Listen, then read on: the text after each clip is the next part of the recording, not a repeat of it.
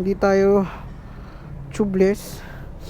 Kaya prone tayo sa pag na-flat tayo, flat talaga, no, dadapa talaga yung motor mo at mahirap yan paanda rin, no, sakyan na running flat kasi masisira yung ating tube. Sirang-sira na yung cover ko mga pare ko. Papalitan na natin to. Grabe, kawawa naman.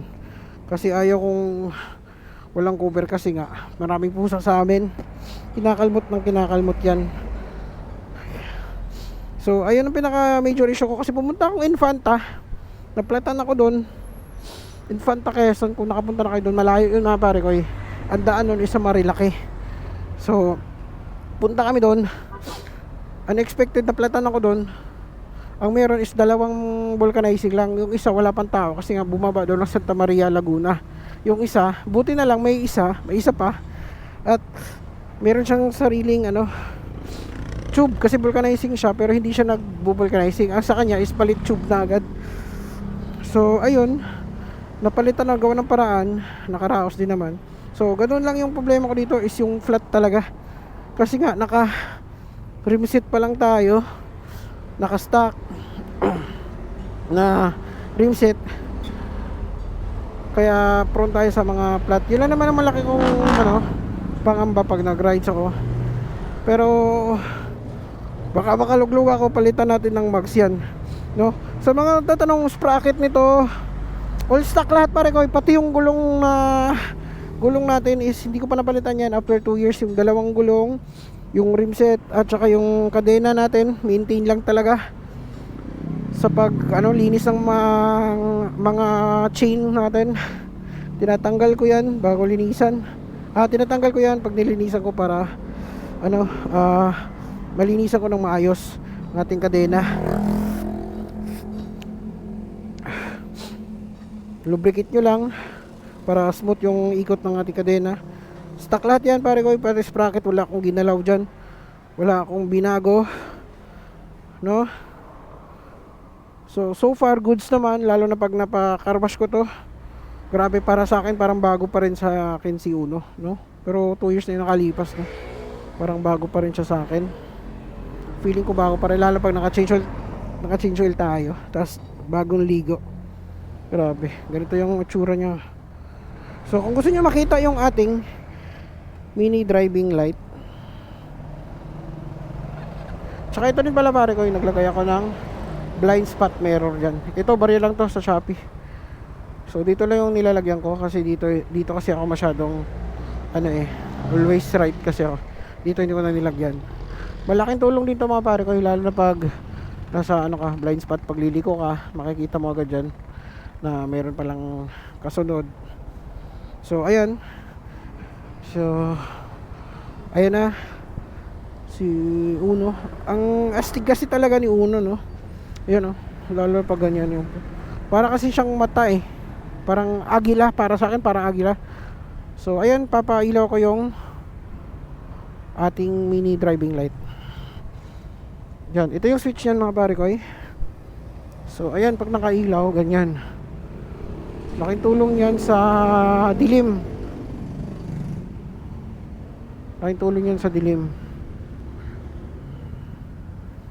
So ayun, kung nakabili kayo ng Honda Wave RSX, sobrang tipid talaga niya mga pare ko. Kung gagamitin nyo sa Lalamove, Angkas, or iba pang mga rider, no, rider up na pangkabuhayan, sobrang solid talaga ni Honda Wave RSX. Wala akong masabi.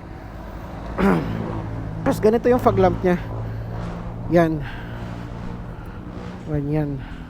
Pag ginagamit ko yan pag naulan, pag mahamog, no, kaya ng Tagaytay, gamit na gamit din yung ilaw na yan, fog lamp. Hoy, hi, mag-hi ka sa vlog natin. May guest pala tayo mga pare ko. Tutoy. Tsaka yun, disc brake nyan mga pare ko. Ito hindi ko pa napalitan din yung sa caliper, yung pads, hindi ko pa napalitan yan. Wala pa akong pinalitan dyan. Ang napalitan ko lang is yung sa likod, yung brake shoe. So ayan, ganda kasi talaga para sa akin. Ilab na ilab ako nito. Kaya ito talagang pinili ko. So nasa inyo lang yan mga pare ko. May nagtatanong sa akin kung Wave RS6 daw ba or Click. Depende na sa inyo mga pare ko kung saan talaga yung puso nyo. Piliin nyo yung saan kayo masaya at hindi kayo magsisisi sa huli. At saka ito din pala pare ko, mono rack na itong bracket na to, nabili ko lang din sa Shopee, is pang Honda Wave, ay hindi, pang Honda Wave Dash, no? Sukat na sukat yan sa atin yung mga tornilyo yan. Stock lang yung tornilyo yan kasi hindi kasama sa Shopee, kasi itong monorack lang mismo yung pinadala nila. So itong stock natin, tinanggal ko lang yung kanyang stock na grab rail, no? Yung hawakan dito, tsaka ginamit ko lang din yung kanyang stock na tornilyo. So sukat naman, wala na problema, goods naman. Tsaka dito naglagay ako ng Immortal na lagayan ng mga papel, pero hindi ko siya nagagamit kasi nga nababasa din kasi ito mga pare ko sa loob, kasi foam to, tumatagos dito. So pwede nyo siyang lagyan ng mga resibo, kaya pera pwede din, papel pwede din siya, tools. So ano pa bang hindi ko nabanggit, yun lang naman. So sa 2 years nya, sulit na ako mga pare ko, no? More rides tayo ngayon 2025, more rides, more gala, more vlogs, no? So hanggang dito na lang muna mga pare ko, dahil ako may pupuntahan pa. So hanggang yun lang muna ma-share ko sa inyo. Comment na lang kayo kung may nakakalimutan akong, makaligtaan akong ano pang ano, no? Kadalasan dito is mga accessories lang. At all stock talaga to, pure all stock talaga ang mga sprocket nito, kadena, mga gulong. Pero bala ko din magpalit na ng gulong sa likod pag naka ano ako. Parang gusto ko siyang gagawing dual sport, no? Pero yung harap kapal pa. Itong harap ko nga mga pare ko, since nabili ko to, hindi pa talaga na flat yung harap na yan. Yan.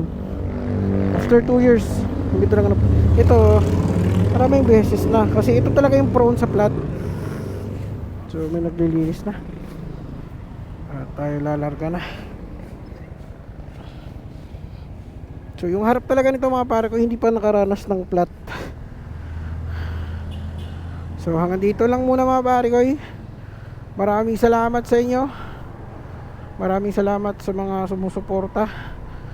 Solid, tropang tunay mga pare ko. So kung may nakaligtaan ako, mag-comment na lang kayo dyan mga pare ko sa inyong mga tanong, mga ano pa. Ang motor nyo is tatagal talaga yan pag alaga nyo sa langis, no? Alaga sa langis, alaga sa linis, alaga sa kadena, maintenance, lubricate and linis, no? So hanggang dito na lang mga pare ko. Maraming salamat sa inyong lahat, and see you next vlog. Peace out. This is Mar Gamer, and ride safe para walang abala, and peace out mga pare ko. Maraming salamat sa panonood. Hanggang pag umabot ka dito, mag-like ka naman at mag-comment ka naman. Wow, mag-comment ka naman para sa katanungan or shout out. Wow, Lambretta Vespa, ganda. So let's go na mga pare ko. May pupuntahan na ako. Hanggang dito na lang yung vlog ko. Maraming salamat sa inyo. Peace out.